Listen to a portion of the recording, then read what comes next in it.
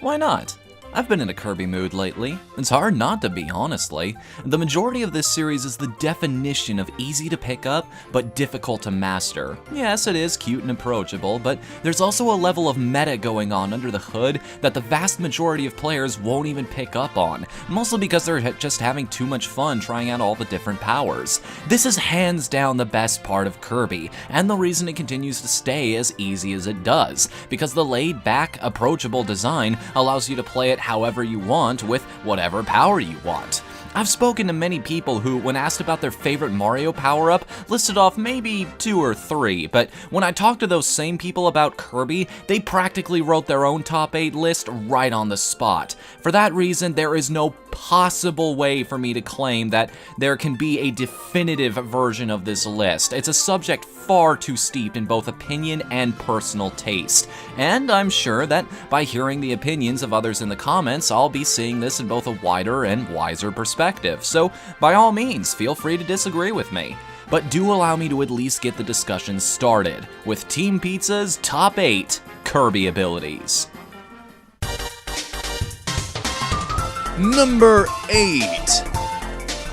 I want to use this entry to kind of put the entire list into perspective. For me, a good Kirby ability is one part function and equal parts spectacle. An ability can be visually stunning, but unless it feels good to use, people will tend to drift away from it. So although I'll always have a place in my heart for their concept, this was unfortunately the fate that befell Angel and Ghost.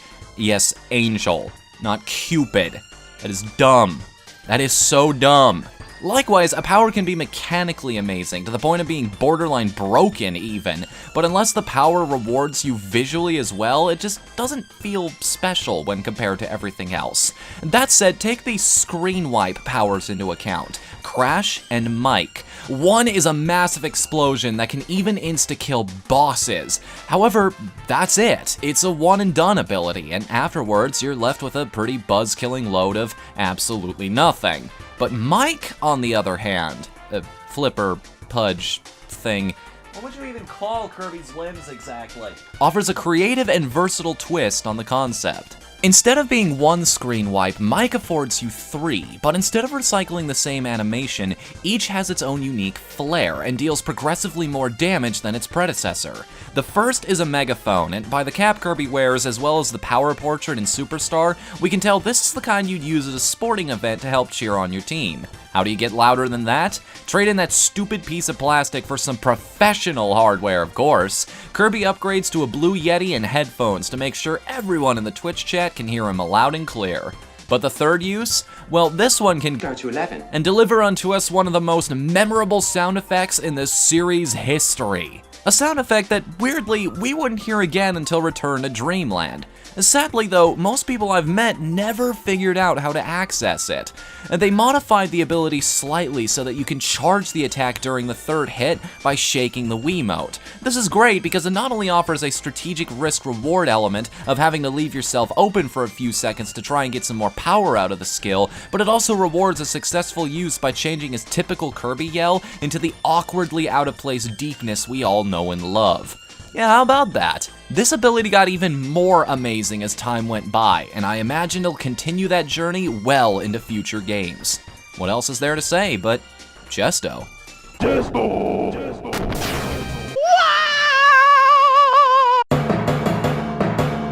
Number 7.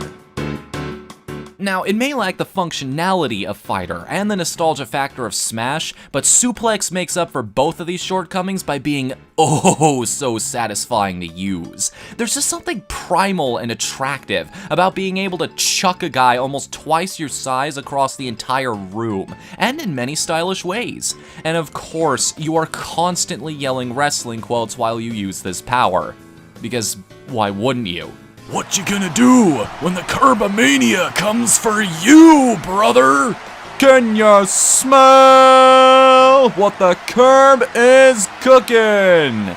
Oh yeah, snap into a spinal surgery. I really regret the whole Katie Vick thing.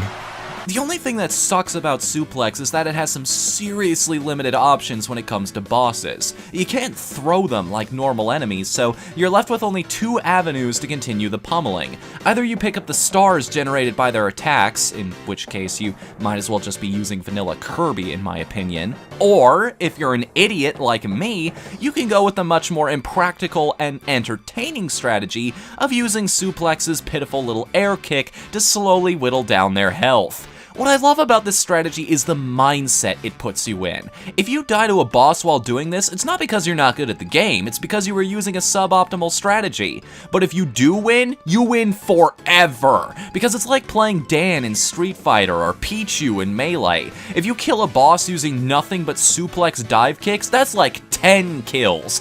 You'll be riding that high for the next half hour at least. Impractical, but awesome. That's Suplex in a nutshell.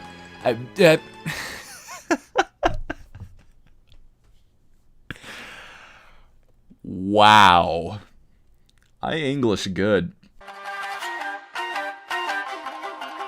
Number 6. Look, there have been a lot of arguably overpowered abilities in Kirby, but if you know anything about high-level play in these games, especially in the more recent titles, then you swear by Hammer. Some people like to joke about Kirby being a soul-sucking monster, but seriously, this is the power that turns him from a lovable little ball of smiles into a glistening murder machine, the likes of which only Megadeth could speak accurately on. It has fantastic aerial and dashing attacks, making mobility a non-issue. The hammer twirl gives extended invincibility frames and does a decent bit of damage to boot, but it's the hammer flip that steals the show. This attack does so much damage. Just wind it up and watch the health bars disappear. And the crazy thing is, it does damage on both the charge and the swing, meaning for maximum punishment, you're actually going to want to turn away from whatever it is you want to hit. And because I'm a nerd, you know what that immediately makes me think of? Show of hands. Who here is a fan of Rurouni Kenshin? Okay, good. Do you remember his ultimate technique, the Amakakuru Ryu no Hirameki? Let me just read off the description of this technique from the wiki and see if you can draw the parallels here. Though its form is that of any other sword strike, this technique differs in that, while a normal strike is performed by drawing the katana from its sheath on one side while stepping forward with the opposite foot, this strike adds yet another step mid-draw with the leading foot adjacent to the sheath. And this endangers the user by possibly putting the adjacent leg into the free sword's path and draws one even closer to an opponent's sword than usual, but on the other hand, boosts both the power and the speed of the blade's swing. By realizing one's insignificance and risking life and limb to protect something else while, at the same time, taking one's own fragile human life into consideration, the user is able to step into the small margin behind one's own drawn sword and in front of the sword of one's opponents without fail, delivering a beyond Godspeed blow of monstrous power. So, to put that all into layman's terms, you don't f*** with a Star Warrior.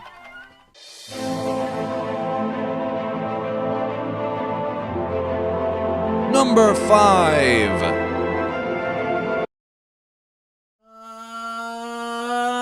I'm a ninja.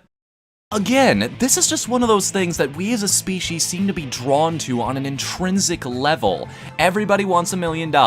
Everybody wants to meet the man or woman of their dreams. Everybody wants to pile outside a Walmart at 4 in the morning to get their hands on a gold Mario amiibo. Or maybe that was just me. But more than all that, absolutely everybody wants to be a ninja. We want to throw the kunai. We want to disappear into the night. We want to wear that outfit like it's a reflection of ourselves. And we want to Azuna drop people like frigging Rock Lee. It's interesting because if you break it down, ninja isn't actually that useful of a power. Those kunai don't do a whole lot of damage, and neither does your melee attack for that matter. The clinging to the wall pose looks cool, but more often than not, it triggers when you don't intend it to, wasting time you could have spent moving on with the game. But the worst part by far is the substitution technique. Sure, it makes you vanish after an enemy hits you and maybe get in some revenge damage, but you reappear in the exact same spot with no invincibility frames, meaning you might just end up taking even more damage unintentionally.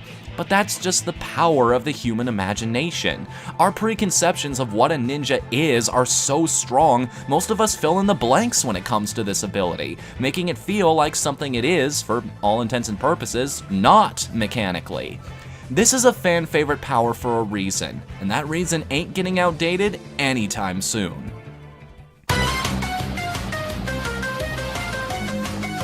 Number 4. Alright, let's just get it out there. This is where I put on my robe and fanboy hat, because if we're talking individual rankings, magic is my absolute favorite ability. Remember, good Kirby powers are strong and stylish, and magic has style for days. This has got to be the snazziest hat in Kirby's arsenal, and if you'd ever taken advice from a rock band, you know every girl crazy about a sharp-dressed man. Or marshmallow in this case. And for even more sharpness, when magic was upgraded to more than a one-and-done ability in Squeak Squad, the hat could change color to match any of the spray paints you had applied to Kirby. Carbon, as always, remains the coolest skin, but if you applied the ivory paint, the hat went sepia as well, making you truly look like a classically trained master of magic ripped straight from an old photograph. Magic's abilities were mainly about area control. Your standard move was sending out 3 deadly doves in a spread pattern. I gotta say, for creatures of peace, they make some pretty efficient dive bombers. For more immediate threats, you could also lob a volley of razor-sharp cards in front of you. Is this your worst nightmare?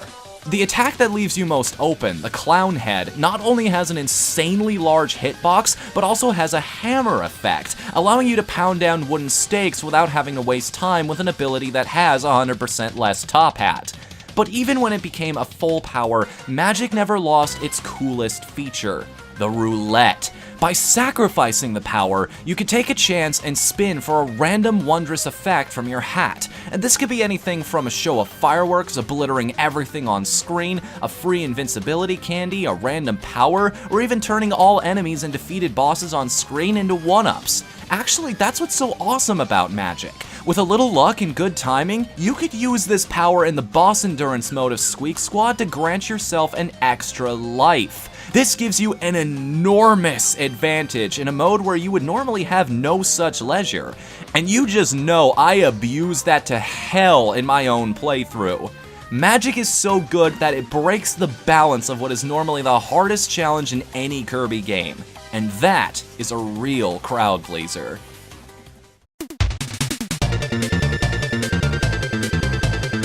Number 3. Rare is not what you would normally call a Kirby ability. The whole point is to give you options at any time you might need them. Maybe not the exact option you want, but still an opportunity to try everything the game can offer you for at least a while. However, dating as far back as the NES, there is one power that was usually so well hidden that uncovering it was like stumbling across a leprechaun, and it filled your life with just as much unusually good fortune. Houston, we have Kirby.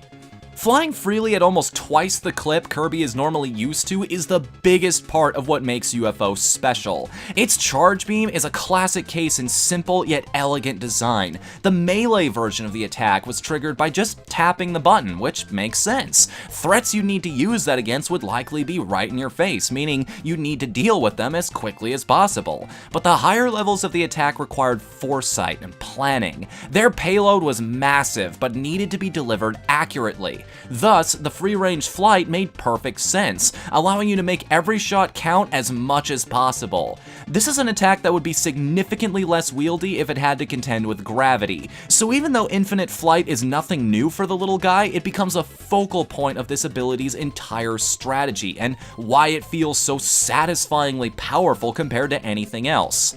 Just a little pro tip, don't do this. No, no, no, no, no, no, no!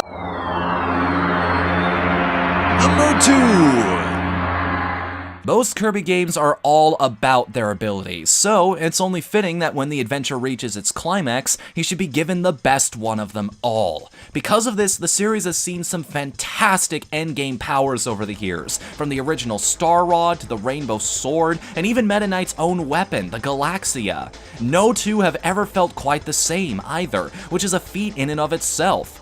But to stand out amongst a crowd of what are already all-stars takes something special. It takes something only a system that could support such crazy combinations in the first place could handle. This power takes two, and it is called Ribbon's Shard Gun. You knew this was going to be on here. The very conception of Friday night boss fights came from my desire to talk about the circumstances in which you use it, and all the points I made there still ring true. I find it incredibly fascinating that this power gives meaning to all the random collectibles you pick up over the course of the journey. It gives them a reason to exist beyond plot convenience, something that personally impacts you as a player, as they become an integral part of a side of the game more than worth the effort needed to unlock it. But beyond even that, I think this particular ability stands for something more than just a means to an end. That's because this stage also gives context to your allies. These people that have joined you through thick and thin, standing with you to the very end, and all lending their own unique talents to the battle ahead. Half this power is something only another person could give you, which is unique in itself considering the only other time Kirby has not stood alone was during the final battle in Return to Dreamland, and even that was optional. But like the Magolor Soul Battle, I see something symbolic in that when all seems lost, when the darkest possible hour is at hand, when every other power has failed you, there is one thing you can always rely on, that the people who really care about you will always be by your side.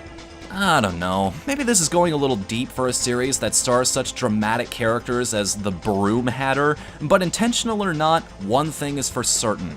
This is a power Kirby simply could not do alone. So how do you top that?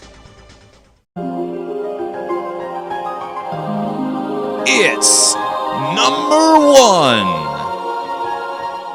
What started as a coy reference to another franchise has become the most iconic ability in the series. It's been in 10 games to date, including Air Ride, and has become a mainstay in not only every game with powers since Squeak Squad, but even in the Hoshi no Kirby anime. It's not just a power, it is the power. And its name is Sword. Aside from being one of the most popular powers both amongst newcomers and veterans, Sword is also one of the most well-realized, with a move pool that puts almost every other ability to shame. Sword has a technique for almost every situation, whether you're in the air, on the ground, or underwater. And then Squeak Squad came along and allowed you to combine powers together, allowing for the creation of fire, ice, and thunder variants of the power. And these weren't just cosmetic changes either. These forms gave the blade new properties, making it even more useful as a utility power on top of a combat one. I'm also willing to bet some of you have been waiting with bated breath for the moment where I talk about a certain mechanic from Return to Dreamland. And yes, of course I haven't forgotten about Ultra Sword. It was his final smash for crying out loud, and it was awesome. All of the Ultra abilities were. In fact, Sword has a list of accomplishments almost as impressive as Kirby himself. Its incredibly versatile moveset is useful in any situation.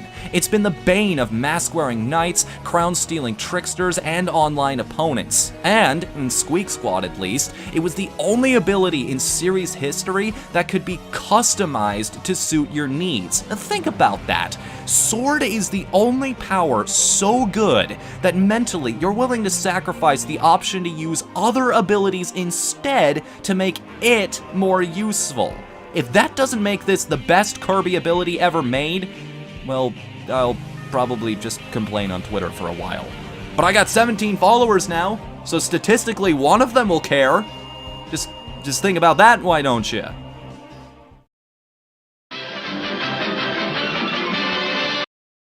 Hey, you actually survived to the end of one of my videos. That's unusual. Well, considering that qualifies you as an apex of the species, why not check out my last countdown on the top 8 games where you play as a dragon? Or maybe even this rant I did about AAA games and the problems they tend to come bundled with these days.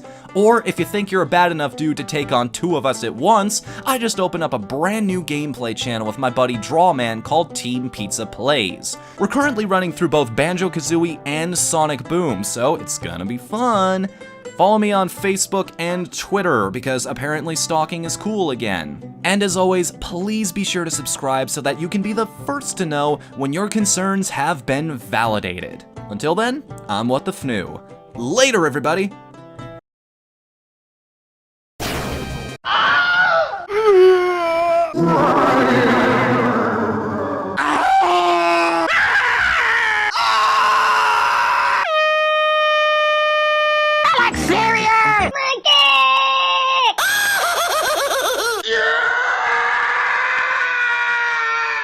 I don't know what we're yelling about!